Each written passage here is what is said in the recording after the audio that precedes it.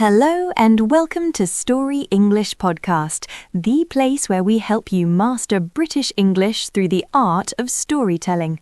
I am Daniel, and I am joined, as always, by the wonderful Clara. Oh, stop it, Daniel.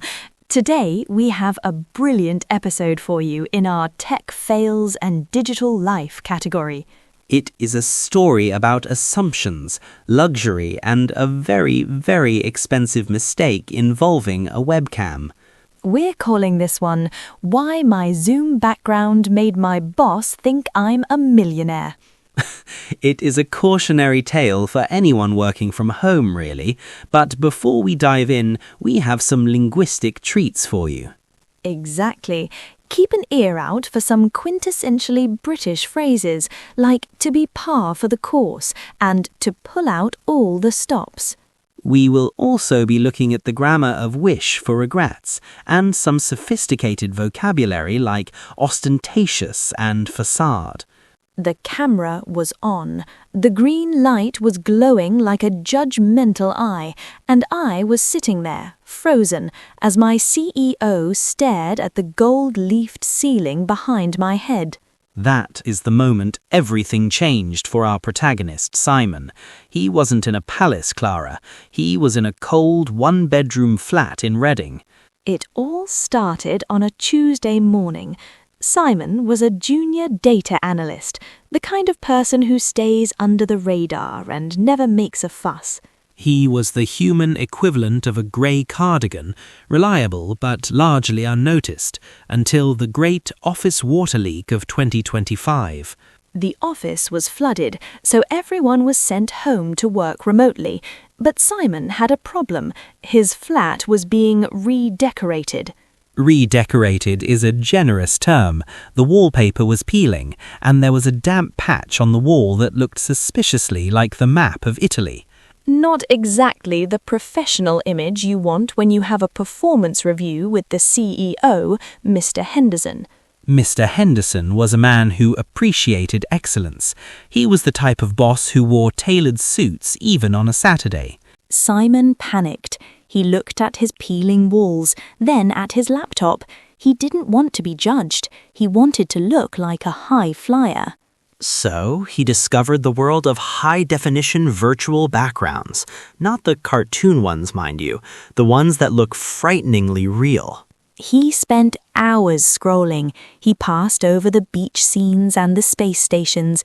Then he saw it, the library. It wasn't just a library. It was a sprawling, oak-paneled sanctuary with floor-to-ceiling windows overlooking a private lake. There was a marble fireplace and a leather armchair that looked like it cost more than Simon's car. It was perfect. It was dignified. It was, he thought, a bit of harmless fun. He uploaded the image, adjusted his lighting, and waited for the call to begin. He felt a bit like an imposter, but a very stylish one. The call connected. Mr. Henderson's face filled the screen. He was sitting in his usual minimalist office, but then he stopped mid-sentence. His eyes drifted to the background behind Simon. "My word, Simon," he said. "I knew we paid our analysts well, but I didn't realize we were paying them private estate well. Is that a genuine Turner painting on the wall?" Simon's heart hammered against his ribs. He should have said it was a filter. He should have laughed it off, but instead he just swallowed hard. He said, "Oh, it's just a little hobby project of mine. A bit of renovation." A renovation? He had leaned into the lie. He had committed to the facade. Mr. Henderson was mesmerized. He spent the first 10 minutes asking about the woodwork and the insulation of the estate. Simon, caught in the grip of adrenaline, started making things up. He talked about the difficulty of sourcing reclaimed oak. He mentioned the challenges of keeping the lake clear of algae. He was pulling out all the stops to keep the dream alive. The problem with a lie like that is that it changes how people see you. Suddenly, Simon wasn't just the guy in the gray cardigan. He was the secret millionaire. And that is when the stakes got higher. Mr. Henderson decided that Simon was clearly a man of hidden depths and immense personal wealth. He thought if Simon can manage an estate like that, surely he can manage our new luxury accounts in Dubai. Simon was promoted on the spot, but it wasn't a gift, it was a challenge. He was expected to fly to Dubai, stay in 5-star hotels, and entertain clients who actually lived in places like his Zoom background. He sat in his cramped kitchen after the call, staring at the damp patch on the wall. He wished he hadn't used that background. He wished he had just been honest. But the momentum was too great. 2 weeks later, he was at a high-end charity gala with Mr. Henderson and 3 potential investors. Simon was wearing a tuxedo he had rented with his last bit of savings. He felt like a penguin in a room full of eagles. One of the investors, a woman named Beatrice, turned to him and said, "I hear your library is quite famous, Simon. I'd love to see the cataloguing system you use for your first editions." Simon felt the walls closing in. He didn't know anything about first editions. He barely knew where the local library was. He realized then that his digital life had completely swallowed his real life. He was living in a house of cards. He looked at Mr. Henderson, who was beaming with pride. He looked at Beatrice, who was waiting for an answer. And then he saw the waiter approaching with a tray of champagne. In his nervousness, Simon reached for a glass, but his sleeve caught the edge of the tray. It was a slow-motion disaster. Champagne everywhere, on Beatrice's silk dress, on Mr. Henderson's shoes, and all over Simon's rented tuxedo.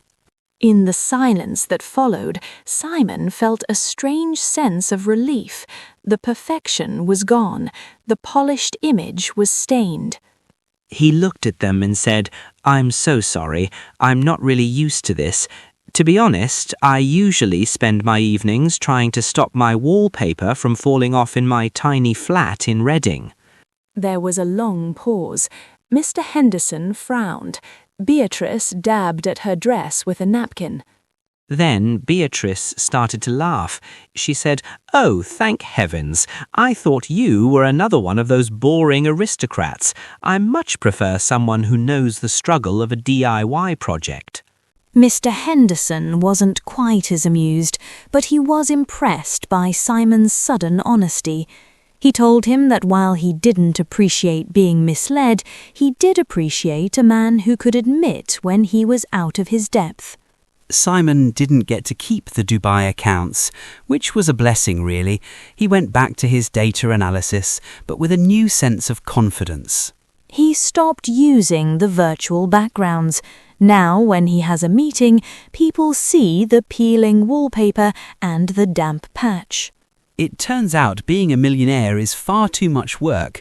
Being himself was much more sustainable. What a journey, Daniel. I think we've all been tempted to polish our lives for the camera, haven't we? Absolutely. It is par for the course in the digital age, but let's look at some of the language that brought Simon's story to life.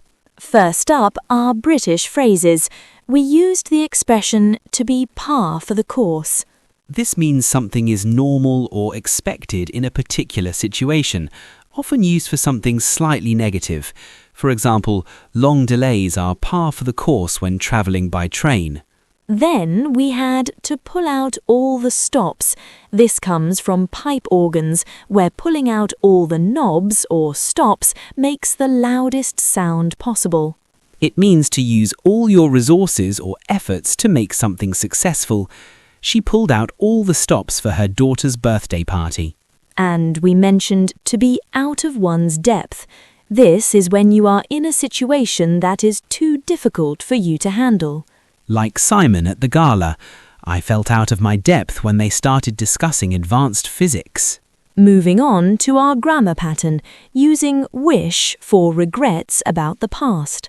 We use wish followed by the past perfect to talk about things we would change if we could. Simon said, "I wish I hadn't used that background." Another example would be, I wish I had studied harder for my exams. Or, she wishes she had moved to London sooner. It is all about that longing for a different past. Now, for our vocabulary, we use the word ostentatious.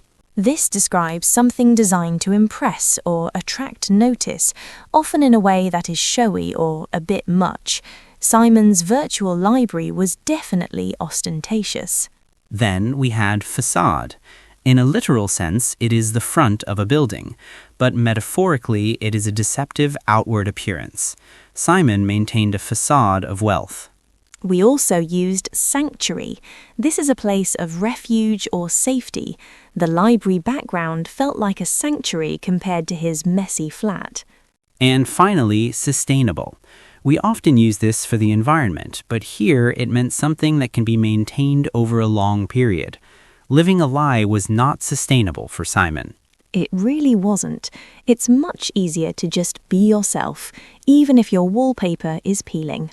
Well, that brings us to the end of our story today. We hope you enjoyed Simon's digital disaster. We would love for you to try using one of today's phrases in a real conversation.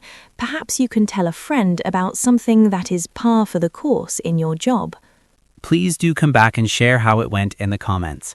We read every single one, and we love hearing your stories. If you enjoy learning real British English through these stories, don't forget to subscribe. We have new episodes arriving every single day to keep your learning journey going. Thank you so much for listening. It has been a pleasure sharing this time with you. Until tomorrow, keep practicing and stay curious. See you in the next chapter of Story English. Goodbye.